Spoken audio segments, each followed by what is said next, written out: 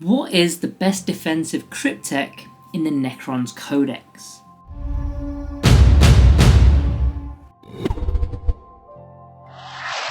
Hello guys and welcome back to Planet 40K. In this video we're going to be going through what is the best defensive Cryptek. We're talking about the Chronomancer, we're talking about the Technomancer, and we're going to also throw in Orokin the Diviner. And in fact, what I want you guys to do right now, make a decision, make a prediction. Which one do you think right now will be the best Cryptek? At the end of the video, we'll see if the results align with what your thoughts were, and you may actually be surprised with the outcome.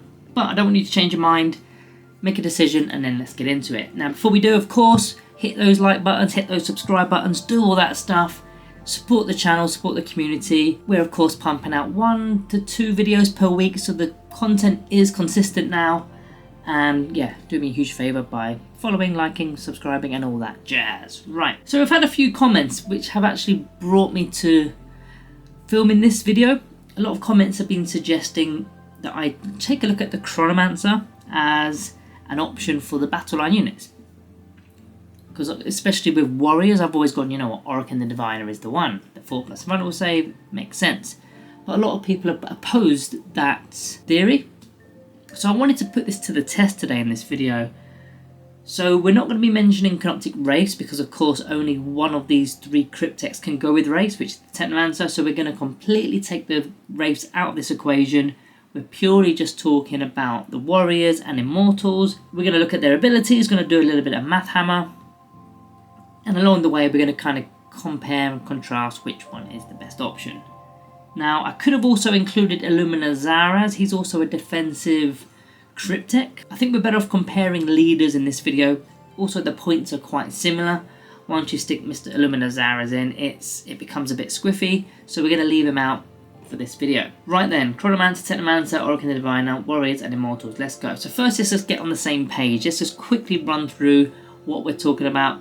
Chronomancer's got 2 abilities, Time Splitter Mantle, so while leading a unit, it's a -1 to hit the unit, that's at range and in melee, and he's also got the Chronometron ability, so you can move, shoot, and then move again a further 5 inches. Now the second ability, the Chronometron ability, even though it is a good defensive ability because you can duck into cover, we're not going to really be talking about that one too much. It's more about the -1 to hit with the Time Splitter Mantle because you can actually math hammer that out. With the Technomancer 2 abilities, Rites of Reanimation for the Feel No Pain save of a 5+ for the unit he's leading, and he's got a Technomancer healing ability for a unit within 6 to heal D3 lost wounds for a model. Again, I'm not going to bother with that second ability because you can't heal a 1 wound model and all our battle line units are 1 wound, so we're not too interested in that.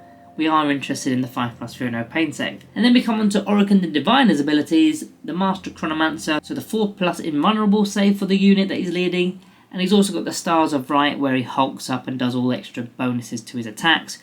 We're not going to be talking about that, even though that could be classed as defensive, because of course if you remove models, they're not going to be fighting back, which then saves your models. But we're going to be looking at that 4+ invulnerable save for this video. So briefly outline what we're going to be looking at. Chronomancer, -1 to hit, Technomancer, 5+ Feel No Pain, Orokin the Diviner, 4+ invulnerable save. Sorry that was a long-winded introduction to this video. So I've got a table that we're going to talk about, and I'm going to start us off with Warriors. So with either of these 3 models leading a unit of 20 Necron Warriors, which is the kind of go-to if you're taking Warriors. And I've got 6 different weapon options that are quite common to most players in the 40k game. So they're the 6 weapons that we're going to throw at these Warriors. And what I'm going to be doing is telling you how many attacks it takes to remove the bodyguard part of the unit if you've got that leader involved. So for example, if you've got a Chronomancer leading 20 warriors, how many lasgun shots does it take to eliminate those warriors from the unit? So I can tell you right off the bat, Chronomancer leading 20 warriors with the -1 to hit penalty, 360 attacks it will take to remove your warriors. If you've got the Technomancer's 5+ Feel No Pain save, it's also 360. It's a very similar outcome there. You don't have the -1 to hit, but you do have the 5+ Feel No Pain save. And Orokin the Diviner is only 240. We'll talk about why after we've done all the maths, because there are a lot of reasons for these numbers to be happening. So of course, Chronomancer and Technomancer win that one. They've got the most attacks that you will require to take out the unit of warriors. Now if you go up to bolt gun level, 160 for a Chronomancer, 180 for a Technomancer, 120 for Orokin the Diviner. So the Technomancer actually wins in this stage as well, and 160 for the Chronomancer is a nice medium, 120 for Orokin is actually the worst. When you step it up even further, when you're getting into a bit of AP and damage, 90 attacks for the Chronomancer, 76 attacks now for the Technomancer, and 90 for Orokin the Diviner. So as soon as you start sticking damage and AP, the Technomancer doesn't quite do as well as the other two. Moving down the list, Plasma Pistol, 72 attacks for a Chronomancer, 81 for a Technomancer, and 90 for Orokin the Diviner. Back down to 1 damage with the Plasma Pistol, but there is a bit of AP there, and you are wounded on 3s. Orokin's actually come out best on that one as well. Melters, 48 attacks for a Chronomancer, 40 for the Technomancer, 72 for Orokin the Diviner. Of course, that means Orokin's better, because as soon as you get into the damage, the Technomancer's got a lot of feel no pains to make, and the Chronomancer doesn't give any feel no pains or invuln saves, whereas Orokin can literally deny every single melt shot with an invulnerable 4+ save. Then lastly, the Las Cannon, 48 for the Chronomancer, 38 for the Technomancer, and 72 for Orokin the Divine. So this is the final table when you're leading 20 warriors. Now it tells us that the Chronomancer is the better of the 3 against the small arms fire, up to around strength 5, but as soon as any AP go over 2, so if any -2 AP weapons or more gets involved, then he tends to struggle. Now Technomancers have a similar set of results here, but they fall off slightly earlier in the table than the Chronomancer does. As you can see, they're highlighted with the Heavy Bolter. And then of course Orokin the Diviner at that point gets really good. However, I would question which weapons are actually being fired at Necron warriors that are toughness 4 and 1 wound. I mean, the Melters and the Las Cannons, they're definitely not being fired at warriors. And you could even argue, you know, the Heavy Bolters and stuff, because they're damaged too. So your opponent is likely using smaller arms fire to take out the warriors in mass. And that would indicate the Chronomancer and the Technomancer being the better of the 2, or the better of the 3 options here, best suited for those kind of weapons. Now let's do the same for the Immortals here. They've got a slightly better toughness of toughness 5 and a better armor save of a 3+. So we'll see if the pattern stays the same or if it changes somewhat. So again, we're going to be doing the exact same thing, but this is 10 Immortals here, not 20. We're maxing out at 10 because that's what you can take. Lasgun with a Chronomancer involved, 270 attacks with the -1 to hit. Technomancer's also 270, and Orokin the Diviner only 180. So already we're starting to see the same pattern as before. Orokin the Diviner not as good against the smaller stuff, and the other two are doing quite well. Bolt guns, 180 for the Chronomancer, 203 for the Technomancer, and 135 for Orokin the Diviner. Heavy Bolters, 80 attacks with the Chronomancer, 68 with the Technomancer, and only 60 with Orokin the Diviner. So 3 out of 3 he's been the worst so far. Plasma Pistols, 45 for the Chronomancer, 51 for the Technomancer, and 45 for Orokin the Diviner. He is still the worst, but he's now the joint worst with the Chronomancer. Wounded on 3s, of course, with the Plasma Pistol, and the AP does not help. But when you've got a Technomancer's 5+ feel no pain save, he's only got to block out 1 damage, and the pistol is only 1 damage, so a third of them are kind of getting blocked out there. Melters, 30 attacks with the Chronomancer unit, 25 with the Technomancer unit, and 45 with the Orokin the Diviner unit. So of course the invuln saves are now coming in flush. Technomancers are going to really struggle with the D6 damage from the Melter. The Technomancer is going to struggle to block those all out. And then finally the Las Cannon, 29 attacks against the Chronomancer unit, 23 with the Technomancer unit, and Orokin the Diviner, 36. So very similar findings. Orokin the Diviner starts off quite badly and then kind of comes to life at the end when you've got the stronger AP and stronger damage weapons. The Technomancer falls off because, well, he just struggles with the feel no pain save, blocking so much damage. And the Chronomancer, a -1 to hit when you've got, you know, worse ballistic skills and also worse strength in the unit. When you've also got a -1 to hit involved, that does definitely make the Chronomancer a lot more useful. And also, like with warriors, the damage 2, damage 3, damage 4, damage 6 even are not going to be targeting Immortals for the same reason as the warriors. They're 1 wound models. Yes, they've got toughness 5, and yes, they've got a 3+ save, but you're not going to be firing the heavy stuff into this kind of unit. If they are, I think you're laughing really, because you've only got a limited amount of good weaponry to your list, and if you're using it up against our battle line units that aren't too expensive, then I think you're doing it wrong. Also, the Immortals having a 3+ regular save, it really means Orokin the Diviner's invulnerable save that he applies to the unit only really kicks in when there's -2 AP, because that -2 AP would put them on a 5+ armor save, so then the 4+ invulnerable save would be much better. Whereas if it was only 1 AP, or minus 1 AP rather, it would still be on a 4, so you don't need Oracle the Diviner.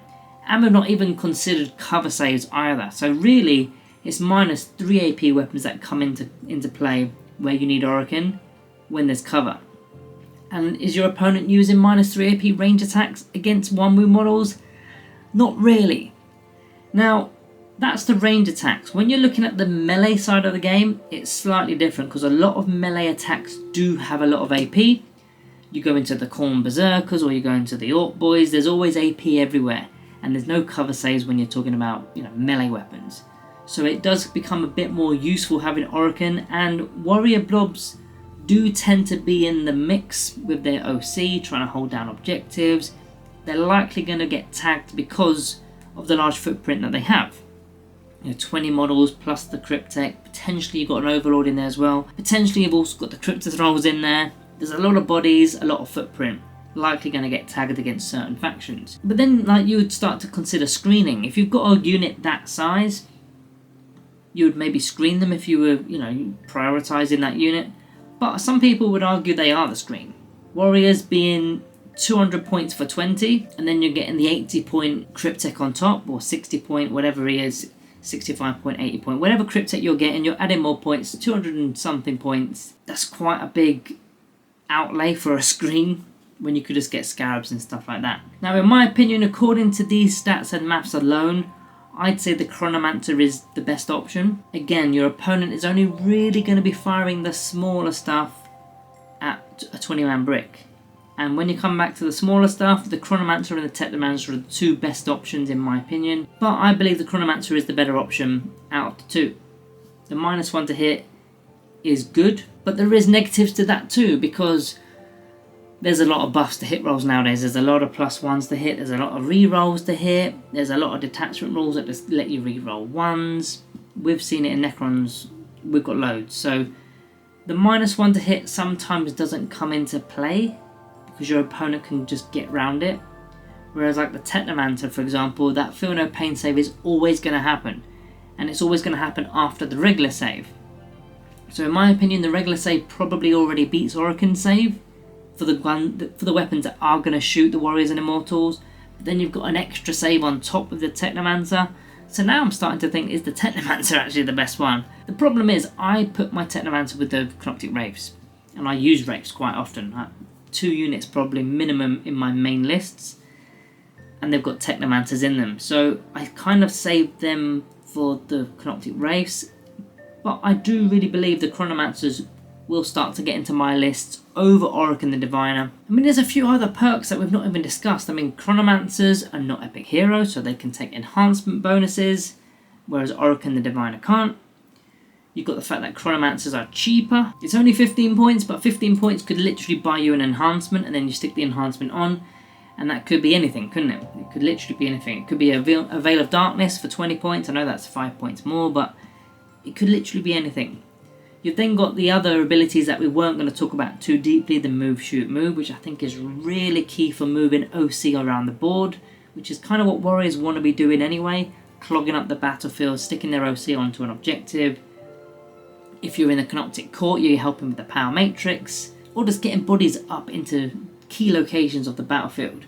Oracle the Diviner's other ability, where he hulks up, the stars are right, it is good.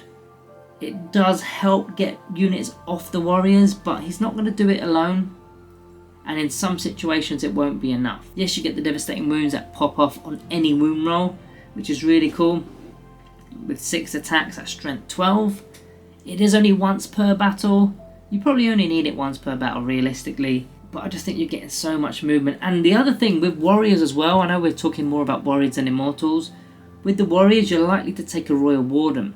So if you've got the move, shoot, move ability, then you've got the fall back ability, and then you're going to shoot after you've fallen back, and then you can move again because you've got the Chronomancer ability.